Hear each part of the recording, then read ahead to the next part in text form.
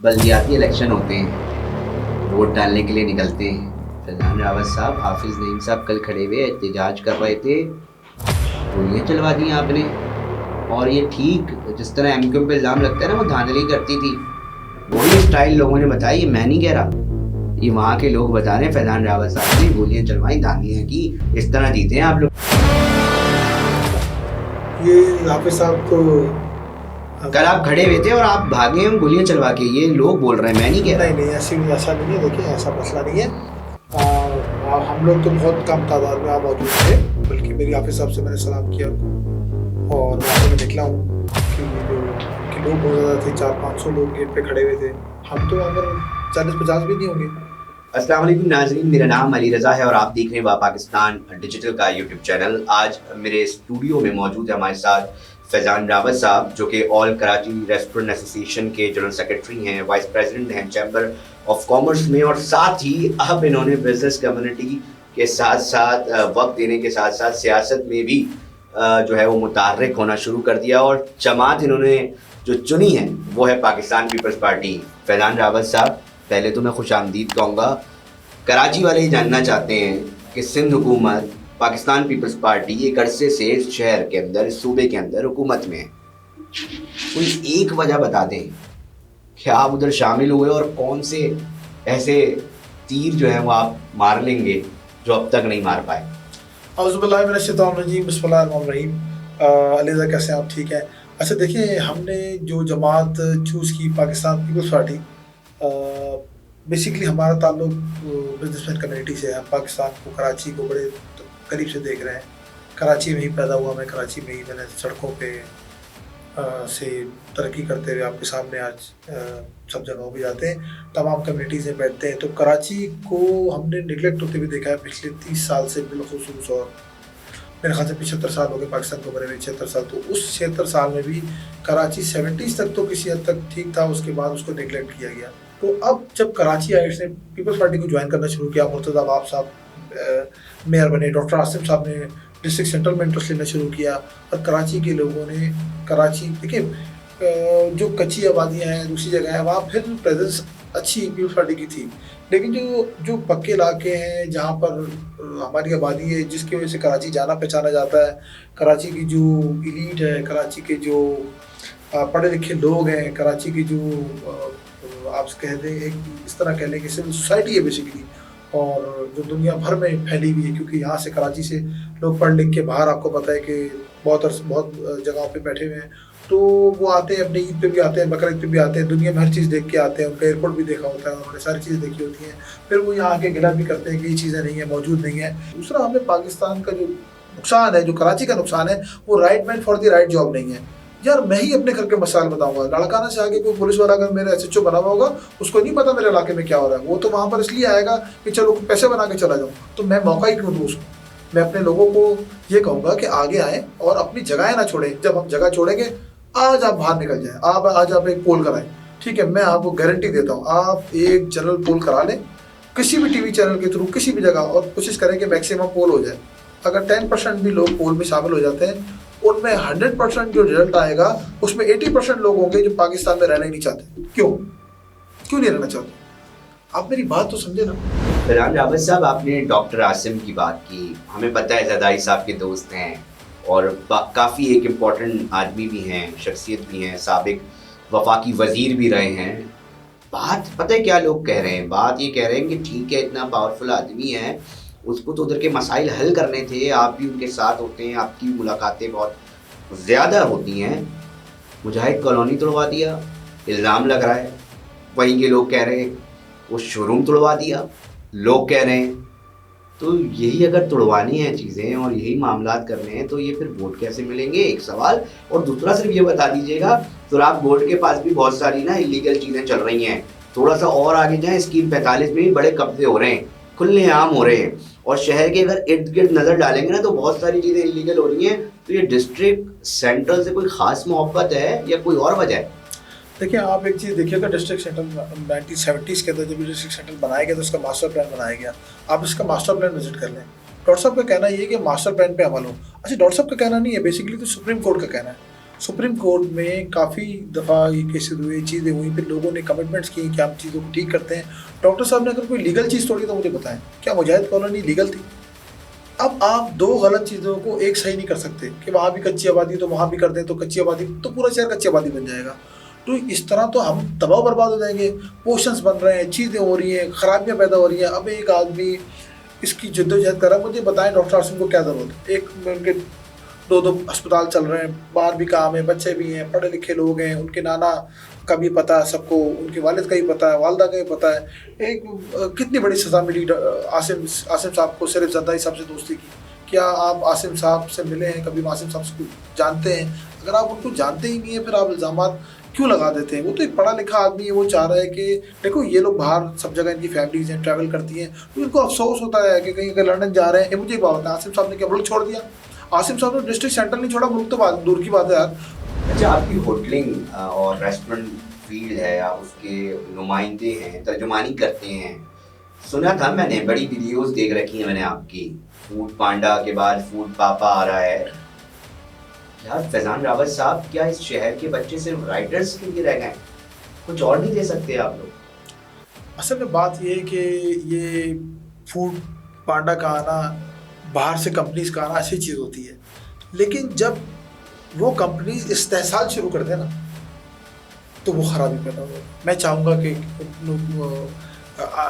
अपना आईफोन भी आए, मैं चाहूँगा सैमसंग भी आए, मैं चाहूँगा दुनिया की हर बड़ी कंपनी पाकिस्तान में काम करे, लेकिन हमारा इस्तेहसाल ना करे।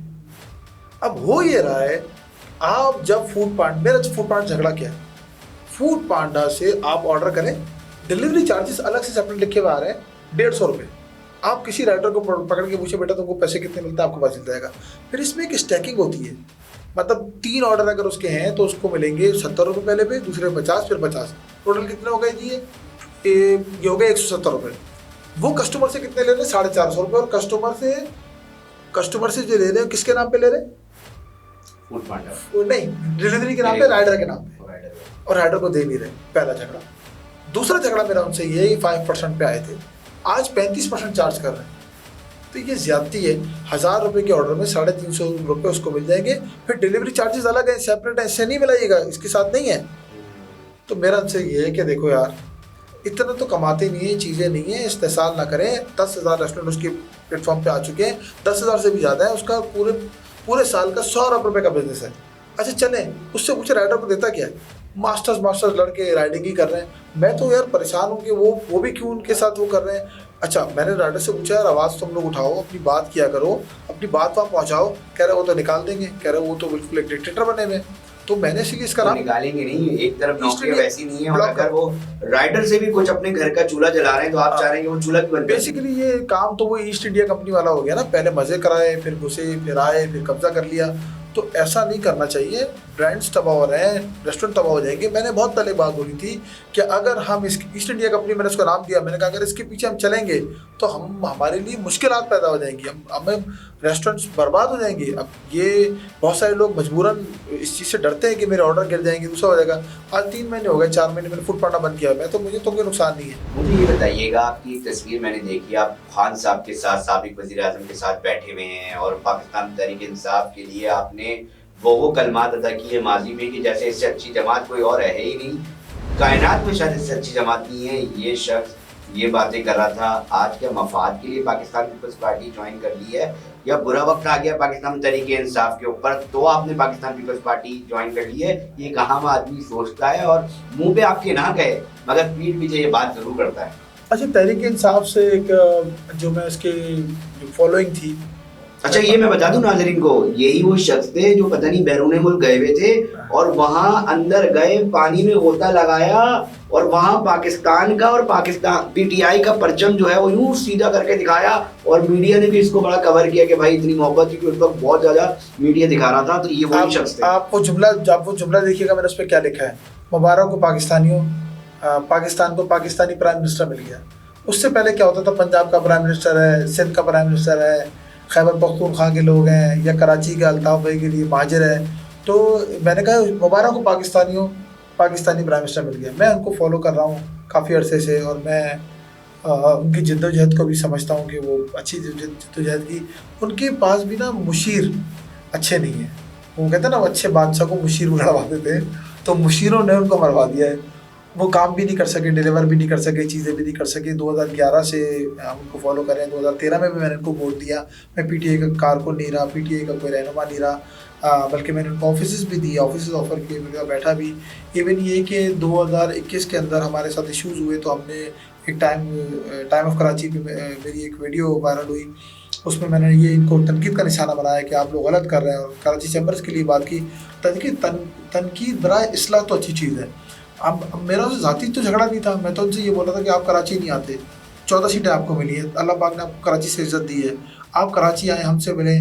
मुल्क कराची चला रहा है यार, आप बात समझिए। आप 70% रेवेन्यू जिस शहर से जनरेट होता है, तो वो शहर तो और भी जनरेशन दे सकता है ना। फ़र्ज़ करें आज 6,000 अरब में से 4,200-300 अरब रुपए कराची से जमा होते हैं, तो आप इसको 8,000 भी कर सकते हैं। तो बिजनेसमैन से मिले, सिर्फ मैं अपने से मिलने की बात नहीं कर रहा, चैम्बर से मिले और बिजनेसमैन से मिले। किस तरह पाकिस्तान का बिजनेस बढ़ाया जा सकता है, किस तरह हम कराची में बड़ी कंपनीज को ला सकते हैं। मेरा उनसे कहना ये था, शिकायत मेरी ये थी, इंडिया इस वक्त $150 अरब की एक्सपोर्ट्स कर रहा है, ये साल $150 अरब की क्लोजिंग करेगा, पिछले साल $113 अरब की क्लोजिंग की है। तो भाई हम भी तो वही हैं जो वो लोग हैं, वहीं से तो आए हैं, या वो महलों को भी वही है। बर सगीर तो सारा बर सगीर था ना, इस पर तो मुसलमानों की हुकूमत थी ना। 712 से 1857 तक मुसलमानों ने हुकूमत की, मुसलमानों को कलेजा काट के हिंदुस्तान बनाया ना।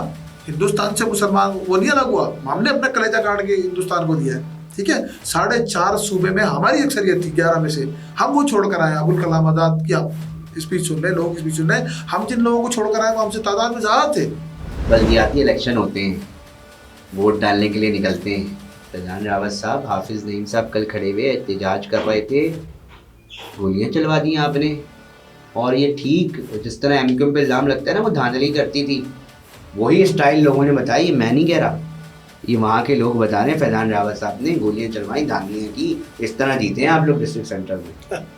ये हाफिज साहब तो कल आप खड़े हुए थे और आप भागे हैं गोलियां चलवा के, ये लोग बोल रहे हैं, मैं नहीं कह रहा। नहीं, ऐसा नहीं है। देखिए, ऐसा मसला नहीं है। हम लोग तो बहुत कम तादाद में वहाँ मौजूद थे, बल्कि मेरी हाफिज साहब से मैंने सलाम किया उनको, और वहाँ से मैं निकला हूँ कि ये जो कि लोग बहुत ज़्यादा थे, 400-500 लोग गेट पे खड़े हुए थे। हम तो वहाँ पर 40-50 भी नहीं होंगे। तो वो रिज़ल्ट लेने आए, तो उनके लोगों ने उनको बताया कि भाई यहाँ तो ये लोग जीत चुके हैं। तो आपको जमात की स्ट्रेंथ पता है, और जब जमात पोलिंग स्टेशन में बैठी होती है, जब जमात रिजल्ट के पीछे खड़ी हुई होती है, तो जमात तो बहुत टफ टाइम देती है। पीपल पार्टी की क्या हैसियत है डिस्ट्रिक्ट सेंट्रल में, ये तो एमक्यूएम को मुँह देते थे, और एमक्यूएम पे भी यही साबित इल्ज़ाम लगाते थे कि तुमने ये किया, तुमने ये किया, तुमने ये किया। फिर फौज खड़ी करके भी इलेक्शन हुए, तो फिर जीतती थी ना एमक्यूएम भी। तो वही सब मसले हैं कि जो इल्ज़ामात लगाते हैं, इनको इल्ज़ामात तो यार देखें सब पे लगते रहेंगे। हारने वाला लगाता है, जीतने वाला खामोश रहता है। हम हार जाते हैं, हम भी कुछ बोल देते हैं कि यार जमातियों ने ये किया है। अब यूसी 6 में हम हारे, यूसी 6 में यहाँ पर प्रॉपर न्यूज़ है कि उनके अपने प्रेसिडेंट अफसर लगाए हुए थे, काम हो रहा था, चीज़ें हो रही थी, और हम उधर बीआर मददगार बैठे हुए थे। क्योंकि हमारा तो पीपल्स पार्टी का सिस्टम इतना स्ट्रांग नहीं है इलेक्शन के हवाले से और इलेक्शन सेल के हवाले से। तो अभी तो ये हम चीज़ों को बनाएंगे, चीज़ें वहाँ पर मैनेज करेंगे कि भाई इलेक्शन सेल होना चाहिए, हमारे पोलिंग एजेंट होने चाहिए। बहुत सारी जगह तो हमारे पोलिंग एजेंट तक नहीं बैठे हुए थे, तो आप अंदाज़ा लगा लें कि इन्होंने क्या किया होगा हमारे साथ। तो ये जनरल वोट पड़ा है, एमक्यूएम भी नहीं थी, दूसरी पार्टियाँ भी नहीं थी, और वो सारा वोट किधर जाना था। हम लोग खुद इधर से खड़े हुए हैं, बहुत सारे कम्युनिटी के लोग अब पीपल पार्टी ज्वाइन कर चुके हैं। तो वो एक प्रो वोट तो डलना है ना, वो तो प्रो वोट तो डलेगा ना। अच्छा, ये बता दें, पाकिस्तान पीपल्स पार्टी का मेयर आ रहा है, और क्या इत्तलात हैं कि नजमी आलम साहब को बनाया जाएगा और या मुर्तज़ा बाप को, और अगर मुर्तज़ा बाप को बनाया जाएगा तो किस कानून के तहत?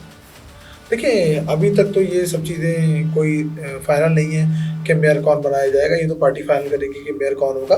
लेकिन इंशाल्लाह पूरी कोशिश करेंगे कि हम अपना मेयर लेकर आएँ, पीटीआई की जो लोग जीते हैं उनसे ही बात करें।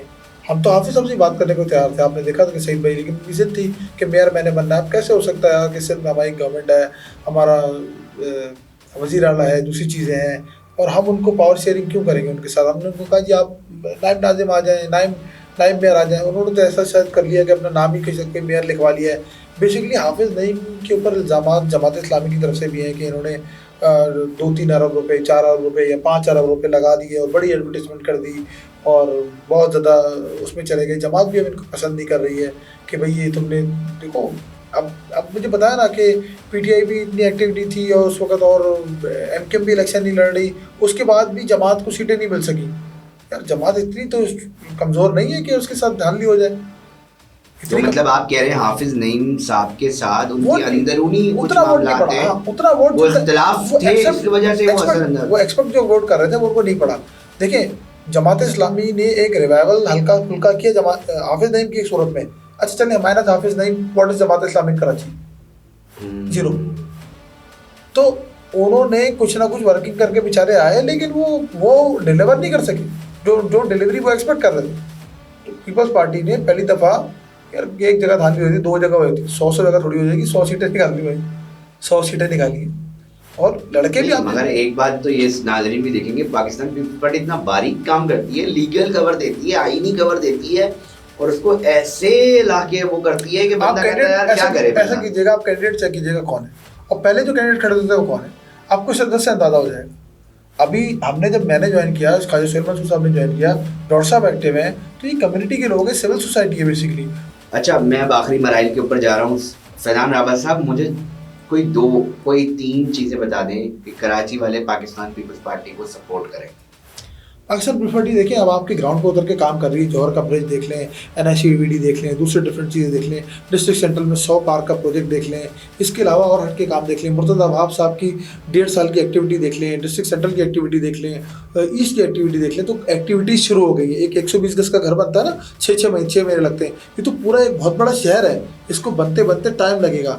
तो थोड़ा सा हमें भी सपोर्ट करें, आए आगे बढ़े अपने शहर के लिए, किसी सियासी जमात के लिए, इसी शहर के लोग फैजान रावत साहब बोलते हैं, इस शहर की गलियां देख लें, टूट फूट का शिकार है, इस शहर की पानी की लाइनें को देख लें, टूट फूट का शिकार है, इसी शहर के अंदर सिंध बिल्डिंग कंट्रोल अथॉरिटी का निज़ाम टूटे, कंक्रीट का जंगल बना रहे हैं, कच्ची आबादी बनाना शुरू कर दिया कराची को। तो ये इतना सारा कुछ पीपल्स पार्टी कर पाएगी? इसमें बहुत सारी चीज़ें सिविल सोसाइटी से हमें दरकार होगी, सिविल सोसाइटी हमें गाइड करती रहे, बताती रहे, हम चलते रहेंगे। आप यूरोप जाते होंगे, अब यूरोप में ना पेवर लगते हैं गलियों के अंदर, अब हमने डिस्ट्रिक्ट सेंटर में पेवर लगाए हैं, वो पेवर मजबूत भी हैं, पायदार भी हैं, और बारिशों में नुकसान भी नहीं होता, जबकि हमारी रोड बह जाती है। इस पर काफ़ी ज़्यादा वर्किंग हो रही है, देख रहे हैं कि कितने PSI इसके लगने चाहिए, क्या होना चाहिए, अपना प्लान लगा लें, क्या करें, क्योंकि सस्ता पड़ता है और अच्छा भी काम हो जाता है। देखिए फैजान रावत साहब, इस शहर के बच्चों के अंदर बहुत पोटेंशियल है, बहुत जज्बा रखते हैं, खिदमत का भी जज्बा रखते हैं। आप सड़कों पे निकलेंगे रमज़ान या वैसे भी, आप कोई तूफ़ानी कोई आफत कोई हादसा आ जाए, उसमें आप नज़र आता है, वो देख रहे होते हैं हम कहाँ जाएं। पाकिस्तान तहरीक इंसाफ कुछ बोलती है, कुछ ऑर्गेनाइजेशंस हैं, मुख्तलिफ हैं। यूथ के लिए, स्पेशली कराची की यूथ के लिए क्या हम मैसेज देना चाहेंगे कि वो पॉलिटिकली और फोकस होकर एक बेहतर तरीके से उनको हम अच्छे इस्तेमाल में लेकर आ जाए, वो क्या है? देखें, पिछले 30 साल से स्पेशली कराची में जो बिलखुसूस काम हो रहा है, पहले हमारे लोगों का विरसा था तालीम, हम मास्टर्स बहुत सारे, हर घर में आपको मास्टर्स मिलते थे, यही हम अपने बच्चों को देते थे। बेसिकली आप पंजाब में चले जाएँ, कहीं और चले जाएँ, मैं बुराई नहीं कर रहा, मैं एक बात कर रहा हूँ कि वो अपनी विरासत में बच्चों को जायदादें देते हैं, ज़मीनें देते हैं। देखिए हमारे कराची वाले जो मिडिल क्लास फैमिलीज़ हैं, ना उनके पास रियासतें थी, ना जायदादें हैं, ना कुछ है, तो वो तालीम के ज़ेवर से करते थे। तो बहुत सारे लड़के इंजीनियरिंग करते थे, डॉक्टर बनते थे, तालीम याफ्ता होते थे, कोई लड़ाई भी होती तो तालीम भी अपनी हैसियत में रहते हुए लड़ते थे, और उनकी लड़ाई भी आप देख लेंगे तो बड़ी महज़ब अंदाज में एक दूसरे से बात करते थे। मैं वही चीज़ चाहता हूँ, मेरे यूथ को एक ही मैसेज है। देखिए मैंने कहीं पढ़ा है कि मुझे पढ़ी लिखी माएँ दो, मैं तुम्हें तरक्की याफ्ता मुल्क दूँगा। जिन ममालिक ने तरक्की की, उन्होंने 3 चीज़ों में कभी कारोबार नहीं किया। एक तालीम में कभी कारोबार नहीं किया, एक सेहत के मामले में कभी कारोबार नहीं किया, एक पॉलिटिक्स के मामले में कारोबार नहीं किया। पॉलिटिक्स को उन्होंने एज ए वेलफेयर के काम में चलाया, और तालीम उन्होंने ज़रूरी समझी अपने लिए। तो तालीम को हमें फर्स्ट प्रायोरिटी देनी पड़ेगी, सबसे पहली प्रायोरिटी हमें तालीम देनी पड़ेगी। रोज़गार अल्लाह पाक दे देंगे, रोज़गार के लिए तालीम हासिल ना करें। मैं अगर कोई इंजीनियर बन जाऊं तो मैं ये नहीं सोचूं कि यार मैं इंजीनियर इसलिए बनाऊं कि मुझे पैसे कमाने हैं, कि हम क्या, देखिए जर्मनी के अंदर उनका बच्चा पढ़ता है, थोड़ी सी आबादी है, वो क्या कुछ बना रहे हैं आपको पता है।